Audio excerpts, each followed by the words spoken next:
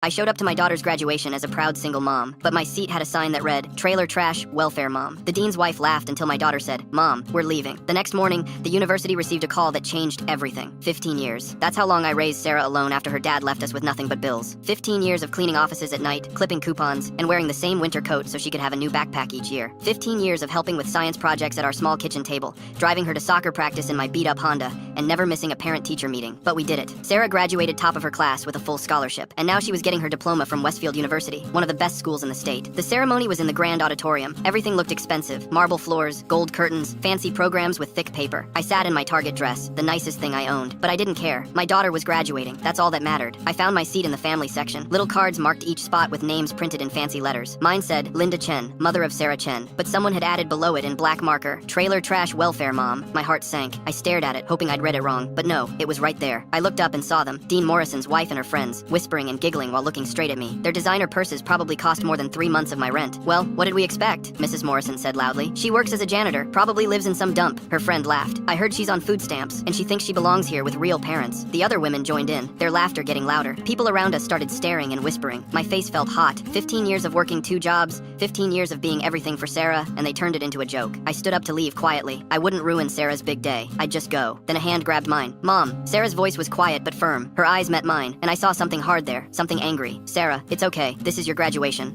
We're leaving, Mom." "What? No, honey, you can't." "We're leaving," she said louder. The music stopped. Everyone went silent. 500 people in expensive clothes turned to watch as my daughter looked directly at Mrs. Morrison. "You just made the worst mistake of your life," Sarah said clearly. Then she walked out with me, leaving her diploma behind, still in her cap and gown. We drove home in silence. Sarah's hands gripped the steering wheel tight. She'd never told me where she got the money for this car, just said it was from work stuff. When we got to our apartment, she finally spoke. "I saw it, Mom. I saw them write it." "Then why didn't you stop them?" "Because I needed to see if they'd really do it." Her voice shook. "If they'd really insult the woman who gave up everything for me." She opened her laptop. "Mom, remember my tech internship? The one I said was boring?" I nodded. "My team created an app for student loans, a platform that helps students manage debt. Last month, a big company bought it." She looked at me. "For $18 million. I couldn't breathe. "What?" "And for the past 6 months, I've been quietly donating to Westfield. New computers, new library books, scholarships." Her fingers moved across the keyboard. "As of yesterday, I'm their largest private donor. $22 million pledged." "Sarah, this morning at 8, I canceled it. All of it. Every single dollar." My hand covered my mouth. "The university is already struggling. They were counting on my money for next year's budget. Without it, they'll have to cut programs, lay off staff, maybe even lose accreditation." Her phone started ringing. She ignored it. Finally, she answered. "Dean Morrison." I could hear him begging through the speaker, apologizing, offering anything. Sarah's voice went cold. "Your wife called my mother trailer trash. You stood there and let them mock the woman who worked night shifts so I could study. You chose cruelty. Now you lose everything. Please, the university should have thought about that before you let them humiliate a janitor who's worth more than all of you." She hung up and looked at me. They wanted to know where I came from. Now they'll never forget. Full story on the channel linked below.